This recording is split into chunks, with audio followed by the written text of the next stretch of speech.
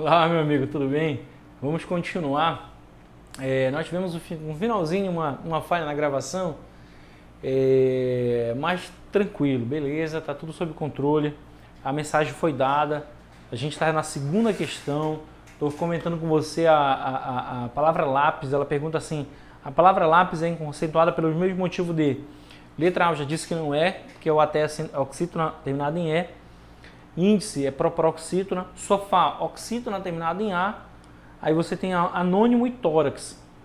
Anônimo é proparoxítona e tórax é a palavra que nós queremos. Tórax. O tórax é a letra D. Veja que ela é acentuada pela mesma regra que é acentuado a palavra lápis. Paroxítona terminada diferente da terminação das oxítonas. Terminada diferente. As oxítonas terminam em A, E, O, ENS. As paroxítonas terminam diferente disso. Beleza? Tranquilo? Vamos lá então para a terceira questão. Se você acertou na letra D, pode comemorar. Vamos lá na terceira questão. Dadas as palavras retiradas do texto, primeira afirmação, primeira palavra, crianças, segunda, telepáticas, terceira, mulheres, quarta, atômica e quinta palavra, perfume. Assinale a alternativa que apresenta uma análise incorreta acerca das palavras. Meu amigo, muito cuidado com essa questão. Terceira questão, pedindo para você marcar incorreta. Inclusive, eu vi muita gente comentando nas redes sociais, na internet, nos sites, essa questão. E eu vi um candidato comentando lá no Que Concurso. Aí ele falou assim na questão. Ele falou... essa questão está errada, porque a letra E está certa. O gabarito dela, daqui a pouco eu vou te falar qual é o gabarito, só fazendo aqui para relembrar. Aí ele dizia assim, não, a letra E, esse gabarito está errado, porque a letra E está certa.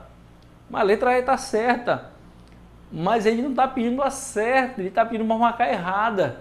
Entendeu? Então, é claro, vamos ter 4 certas. Entendeu? Cuidado com esse tipo de questão, porque... a gente está assim, condicionado a marcar certa, né? A gente não está condicionado a marcar errada. A gente está condicionado a marcar certa, beleza? Mas muito cuidado, tanto é que ele fala assim, a incorreta está em caixa alta, para você ficar mais alerta ainda. As palavras 1 e 3 são paroxítonas e tem o mesmo número de sílabas. As palavras 1 e 3, vamos colocar aqui a palavra criança, né? Crianças e mulheres. Crianças separa em sílaba sim, mulheres separa em sílaba sim. Elas têm o mesmo número de sílabas, está certo. São paroxítonas, está certo, são paroxítonas. Né? Crianças, mulheres, está certo, beleza. 2 paroxítonas. Letra C. Aliás, letra B. A palavra 1 apresenta um hiato. A 1, que é crianças, apresenta um hiato. Bem aqui, ó. Verdade. O I e o A. Verdade. Né? Vogal em sílabas separadas. E aí você deve me perguntar assim, professor, mas o I não é semivogal? Naturalmente, o I e o U são semivogais. Sim, originalmente sim. Mas esse I aqui, ele está sozinho na sílaba. Se ele está sozinho na sílaba, quando a gente faz a separação de sílaba, ele fica sozinho na sílaba, ele não tem uma outra vogal perto dele, está sozinho, ele é vogal. Prestou atenção nessa explicação? Faz a separação de sílaba, o I fica, ou fica só o I na sílaba. Aqui está o I, o C e o R. Né? É vogal, ele é vogal, não tem uma outra palavra, uma outra vogal aqui para dizer que ele seria semi. Entendeu? Então é verdade, a segunda está certa. Terceira. A letra B está certa. Letra C. As palavras 2 e 4 são classificadas como proparoxítonas e têm o mesmo número de sílabas. 2 e 4. 2 telepáticas. Telepáticas. 2 e a 4. 4 é atômica. 4 é atômica.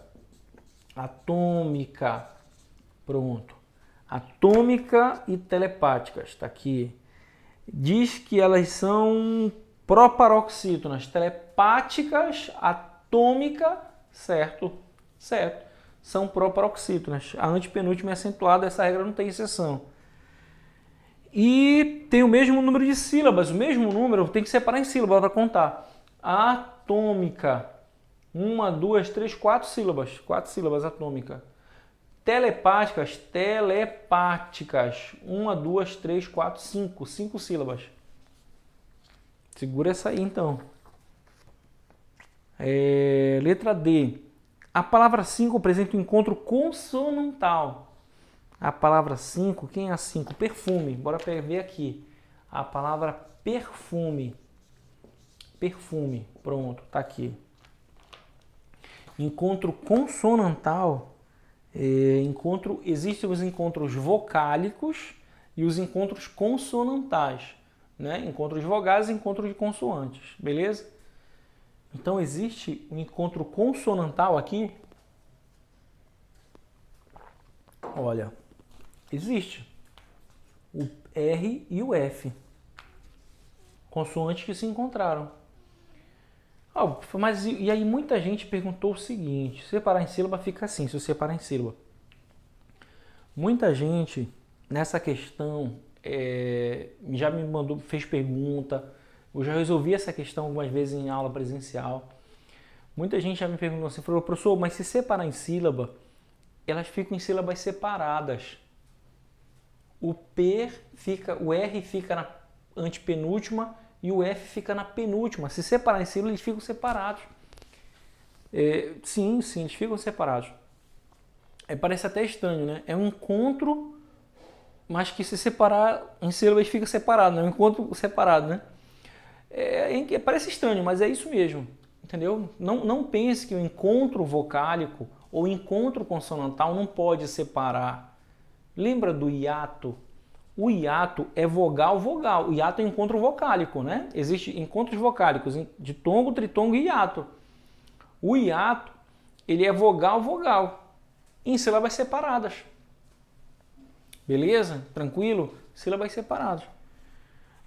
Então, letra D está certa. Letra E. A palavra 3 e 5. Quem é a 3? 3 é mulheres. Está aqui 3.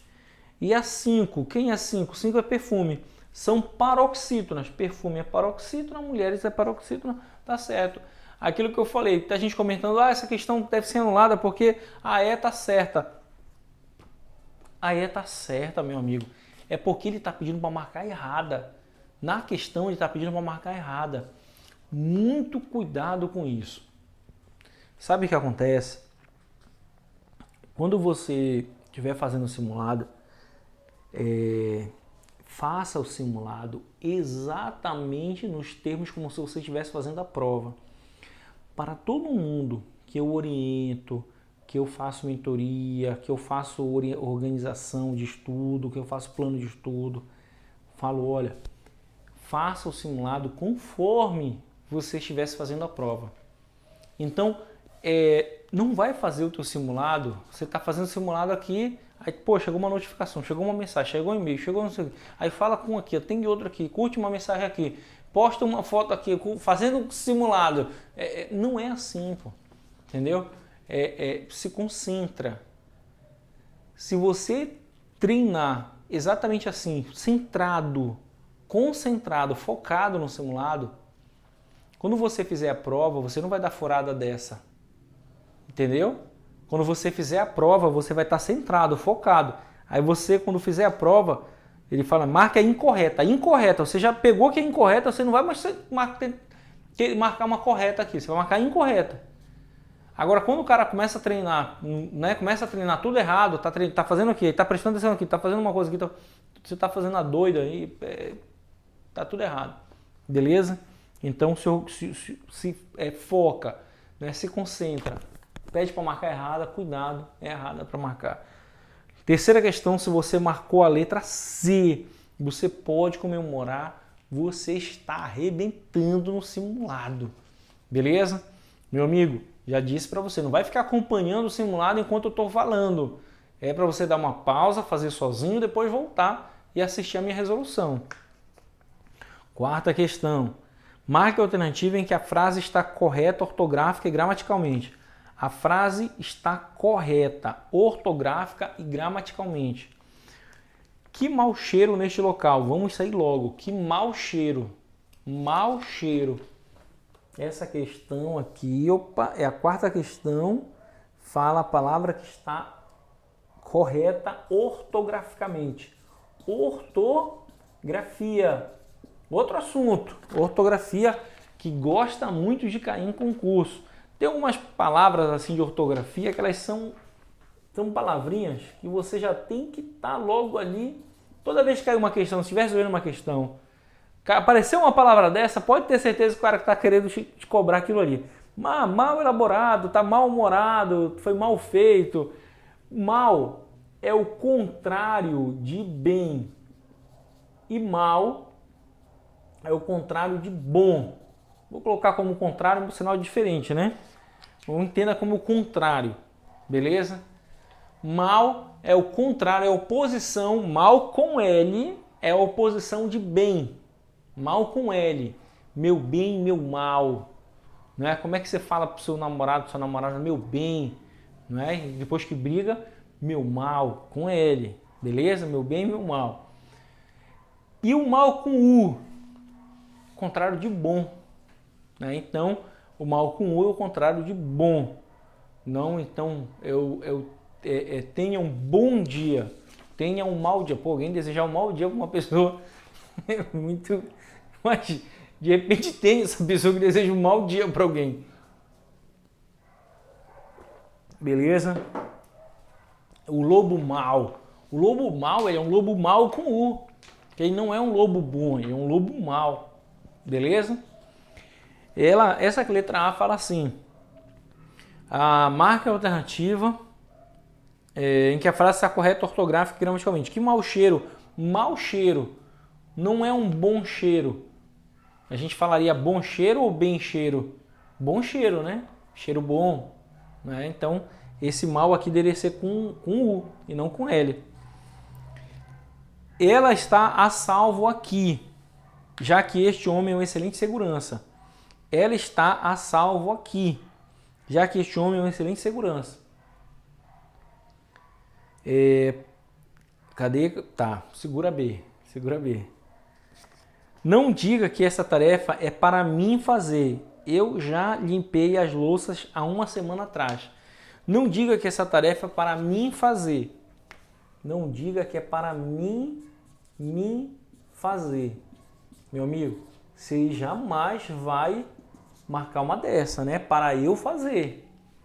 Para eu fazer, para eu falar, para eu escrever, para eu organizar, para eu estudar, para eu trabalhar, para eu praticar uma ação. Não é para mim, né? Para mim fazer. Ah, mim faz, né? Mim fazer. Não é. Para mim fazer. Como se costuma falar, tá falando igual índio, né? Costuma se falar, que na verdade também é um mito, uma coisa sem sentido. Porque você nunca viu um índio falando. Você já viu um índio falando assim mesmo? O índio não fala assim, pô. Você atribuiu ao índio falar assim, mas o índio não fala assim, tá certo? Então, se você deve mim fazer é índio que fala assim, né? Costuma você falar assim, mas não é, tá certo? E quem está falando assim está falando errado mesmo do ponto de vista gramatical, né? Gramaticalmente está errado. Beleza? Inclusive é um erro grosseiro. Se você se depara com uma questão dessa no concurso, marca errada, está escrito lá para mim fazer, é um erro grosseiro. É um erro que você pode ter certeza que você vai detectar e mais de 99% dos candidatos vão detectar. Entendeu? Dificilmente alguém não perceberia isso aqui na hora da prova. Eu já limpei as louças, olha esse outro erro na mesma alternativa. Eu já limpei as louças há uma semana atrás. Olha aqui no quadro. Eu já limpei as louças há uma semana atrás. Meu amigo, toda vez que a gente usar o verbo haver no sentido de tempo passado, ele está no sentido de tempo decorrido, tempo transcorrido. Toda vez que a gente usar o verbo haver no sentido de tempo passado, tempo decorrido, tempo transcorrido, você não usa a palavra atrás. Porque se usar, você está incorrendo num erro, num vício de linguagem chamado de pleonasmo. Num erro gramatical. Beleza? Olha, eu vou te explicar de novo essa questão. Sempre que você usar a expressão, professor, posso usar a expressão a? Posso. Sempre me remetendo ao passado, né? Veja que ele está no presente, mas ele dá a ideia de passado. Se eu falar assim, eu sou formado há uma semana. Há uma semana. Verbo haver, usei no passado. Eu sou formado há um ano. Perfeito. Eu sou formado há 2 anos. Perfeito. Eu comecei a dar aula há 3 anos. Eu estudo para concurso há 4 anos. Entendeu? Eu comecei a ler esse livro há 2 meses. Você não usa a palavra atrás. Eu comecei a ler esse livro há 2 meses atrás. Né? Não usa a palavra atrás. Não usa a palavra atrás quando se refere a passado, porque é redundante, é um pleonasmo, é um erro gramatical. Quando você fizer uma prova de redação, num concurso, no Enem, não use essa expressão. Tá certo? 2 anos atrás, quando começou a tramitar no Congresso, não fala essa expressão. Lembra que é muito comum cair em prova de concurso, tem uma frase numa música do Raul Seixas, que é muito famosa, esse trecho é muito famoso, e aí cai muito em concurso, que ele fala assim, eu nasci há 10 mil anos atrás. Né? Claro que ele fala para rimar com outra palavra, lá não tem problema, é letra de música, é literatura, é licença poética. Lá não tem problema, é letra de música. Entendeu? Aqui na prova de português do concurso tem problema. Beleza, meu amigo? Não use então a palavra quando você se referir ao passado. Não use a palavra atrás. Eu tô muito bem em português, eu não preciso estudar mais nada, porque eu já comecei a estudar há 3 meses atrás. Né? Não. Então, é bom estudar mais um pouco, tá certo? Estuda mais um pouco essa parte aí do verbo haver, beleza? Cuidado com esse há uma semana atrás. Não, vem a outra letra D. Vem a letra D diz assim, entre eu e você, nada mais precisa ser discutido. As crianças têm direito de ficar aqui. Entre eu e você. Nada mais. E aí, meu amigo? Entre eu e você ou entre mim e você? Qual é o... Eu costumo falar isso na aula, muita gente fala assim, professor, o mais bonito é entre eu e você, não é entre mim e você, o mais bonito. Mas lembra que os feios também têm vez, não é? Lembra que de repente o mais bonito é entre eu e você, mas entre mim e você é o que está correto. Então, não há mais nada entre mim e você. É assim que você vai usar essa expressão. Não é entre eu e você. Beleza, entre mim e você. Aí você fala, professor, qual é o pulo do gato aí? É o entre. Quando tiver o entre, você entra com o mim. Tranquilo? Entre mim e você. Olha a outra aqui. A mesma enunciado, a mesma alternativa fala assim, as crianças têm direito. As crianças têm direito. As crianças têm direito. Uma água. As crianças têm direito. Meu amigo, se você voltar a algumas aulas, não é voltar atrás, viu? Voltar a algumas aulas, você vai ver exatamente eu explicando esse tem aqui. Vai, lá no finalzinho, acho que aula de acentuação, eu falei para você.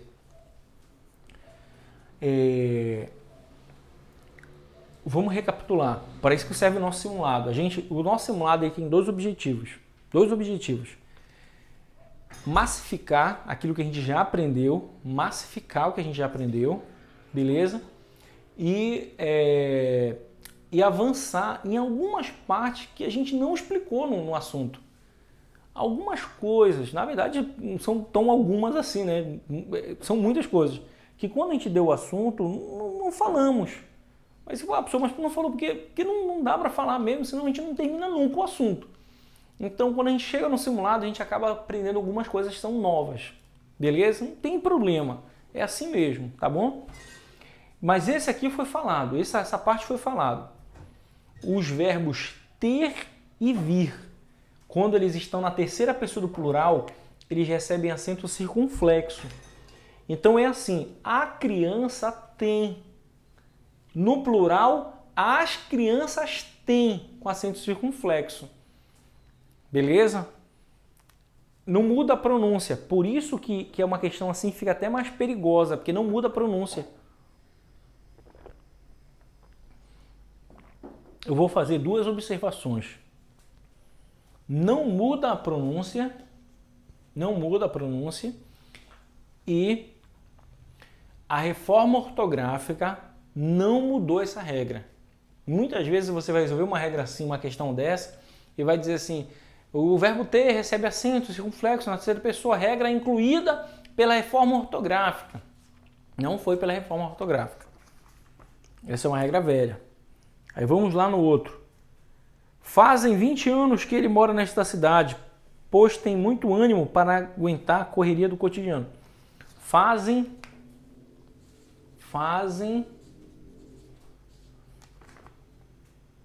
20 anos. 20 anos. Meu amigo, lembra que eu falei aquela questão do verbo haver, quando ele é empregado no sentido, bem aqui, ó. O verbo haver, quando ele é empregado no sentido de tempo passado, a gente não usa a palavra atrás. Lembra disso? Perfeito. Esse verbo haver, ele pode ser trocado quando ele dá a ideia de passado. Ele pode ser trocado pelo verbo fazer. Eu quero que você anote o seguinte, tanto o verbo haver quanto o verbo fazer, quando indicarem tempo passado, alguns gramáticos chamam de tempo decorrido ou tempo transcorrido, eu vou chamar de tempo passado, é a mesma coisa, tempo passado. Veja, não é que ele está no passado, ele dá a ideia de passado, ele dá a ideia de um tempo transcorrido, ele não está no passado, ele está no presente. Esses verbos aqui são chamados de verbos impessoais. Eles são chamados de verbos impessoais. O que é um verbo impessoal? Impessoal é um verbo que não tem pessoa. Ele não tem pessoa gramatical. Quem é a pessoa gramatical? É o sujeito. A gramática chama para o sujeito de pessoa. Beleza? Então, um verbo sem pessoa é um verbo sem sujeito. Então, esses verbos impessoais são verbos sem sujeito. Para que a gente está falando tudo isso? Se eles não têm sujeito, eles não concordam com quem estiver lá, com o objeto, por exemplo. Eles não vão para o plural. Você fala, professor, mas tudo isso só para dizer que ele não vai para o plural? Exatamente. Porque você já começa a entender um outro assunto que a gente vai estudar, que é concordância. O verbo fazer, quando ele indicar tempo passado, ele não vai para o plural. Então o certo não é fazem 20 anos. Qual é o certo? Faz. Você entendeu? Então quando eu falar assim, olha, já faz 1 hora que começou a aula. Já faz 2 horas que começou a aula. Eu não coloco no plural, entendeu? Já faz 2 meses que comecei a estudar. Já faz 1 mês, já faz 5 meses. Ele não vai para o plural. Beleza, meu amigo? Ele é chamado de verbo impessoal. Tranquilo? Isso quer dizer então que a letra E está errada. Fazem 20 anos. O certo é faz. Aí tem outros erros aqui mais grosseiros ainda, né? Pois tem muito ânimo. Ânimo tem o circunflexo no A. Para aguentar correria não tem acento, né? Quarta questão, a boa letra B. Ela está a salvo aqui. A pessoa, se essa questão cai no CFS, cai na prova para bombeiro, ela está a salvo, né? Que tem tudo a ver com salva-vida. A questão tentou confundir aqui pelo fato de ser ela, não ficaria salva? Não, né? Salvo não vai para o feminino. Ela está a salvo. Ele está a salvo e ela está a salvo. Beleza? Então, quarta questão, se você marcou a letra B, você pode comemorar, você está arrebentando no simulado, está invicto. Beleza, meu amigo? A gente vai dar um intervalinho agora, daqui a pouco a gente volta a terminar essas questões aqui.